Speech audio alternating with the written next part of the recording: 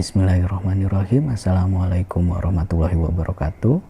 Salam sejahtera untuk kita semuanya. Bapak Ibu, bertemu kembali dengan saya Ardi M. Nur pada tutorial online mata kuliah perilaku organisasi dengan kode mata kuliah EKMA 4158.135. Bapak Ibu semuanya, pada sesi terakhir ini kita akan mempelajari tentang perilaku keorganisasian lintas budaya. Jadi Bapak Ibu, kalau sudah berbicara perilaku, kemudian di sini ada lintas, ada budaya, ada organisasi, ini artinya bahwa perilaku seseorang itu akan berbeda di daerahnya masing-masing. Jadi kenapa ada peribahasa lain ladang, lain ilalang, lain lubuk, lain pula ikannya.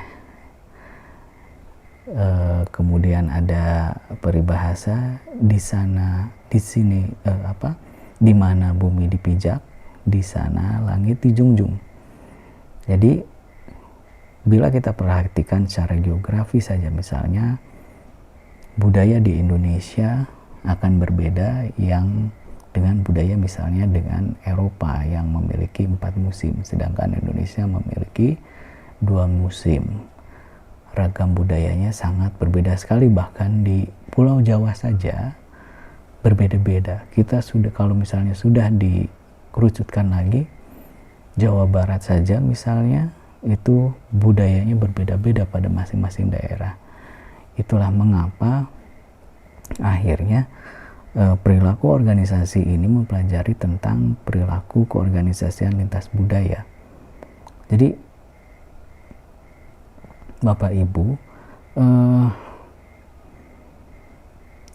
konteksnya dalam organisasi atau perusahaan penting sekali memperhatikan budaya yang ada di sekitarnya, yang berlaku di sekitarnya, kemudian diterapkan menjadi nilai-nilai yang bisa mendongkrak performa dari individu-individunya saat dia bekerja, begitu. Nah, dengan mempelajari hal ini diharapkan kita tidak kaget, setidaknya untuk diri kita sendiri, bahwa dia, misalnya kita perhatikan begini, di dunia kerja nanti kalau Bapak Ibu yang belum kerja atau yang Bapak Ibu yang sudah bekerja sekarang, coba perhatikan bagaimana sifat-sifat orang berdasarkan asal muasalnya misalnya.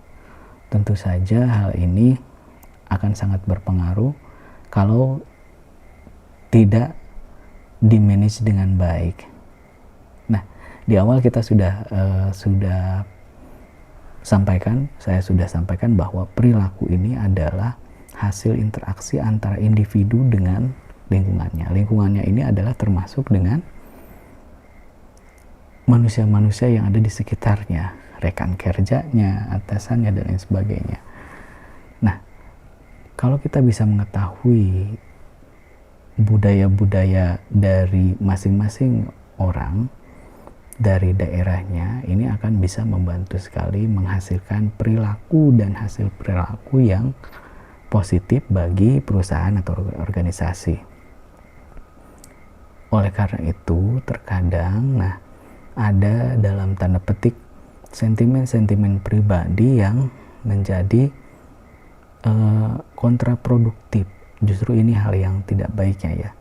Jadi sentimen-sentimen kedaerahan yang kemudian akhirnya menjadi kontraproduktif. Nah, dalam perilaku organisasi ini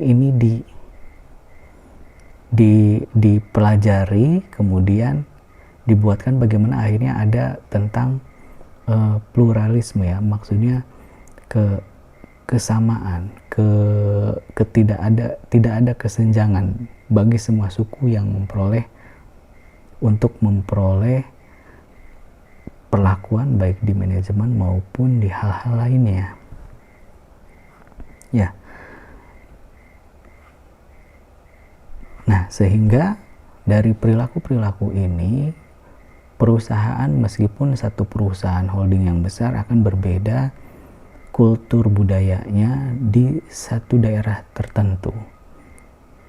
Ini ya, misalnya di Korea, orang setelah bekerja itu akan terbiasa untuk minum-minum sebentar, makan, kemudian pulang gitu kan ya. Kalau kan di Indonesia tentu ada hal-hal yang kurang baik dilihatnya saat minum minuman keras misalnya. Tapi di negara lain itu hal yang biasa. Nah, hal-hal yang semacam ini yang kemudian kita perlu manage perilaku ini sehingga tetap menguntungkan perusahaan. Nah, silakan Bapak Ibu baca modul yang sudah diberikan oleh UT. Kembalikan lagi ke dalam diri, jadikan bekal dalam diri sehingga nanti Bapak Ibu yang belum bekerja saat masuk dunia pekerjaan itu akan memperoleh, oh ini dulu yang saya pelajari, menemukan setelah mempelajari perilaku organisasi ini. Atau bagi Bapak Ibu yang sudah bekerja sekarang, coba di match-kan antara apa yang terjadi di kehidupan Bapak Ibu bekerja sekarang dengan teori-teori yang ada di perilaku organisasi. Baca di bukunya yang di UT maupun buku yang lain, Robbins misalnya, itu sangat menarik sekali, sehingga pencerahan-pencerahan ini bisa menjadi darah daging kita dengan menemukan ini pengetahuan menjadi ilmu menjadi prestasi ya, sehingga kita bisa melaksanakan dengan sepenuh hati. Saya ucapkan mohon maaf apabila ada kekurangan yang saya sampaikan, baik secara tulisan maupun lisan, baik itu nilai-nilai yang saya berikan. Semoga Bapak Ibu bisa memaafkan saya dan kita bertemu di mata kuliah lain, tidak dalam mata kuliah yang sama. Mudah-mudahan di mata kuliah yang lain dan Bapak Ibu bisa lulus dengan nilai yang baik. Terima kasih. Wabillahi taufiq wal hidayah. Wassalamualaikum warahmatullahi wabarakatuh.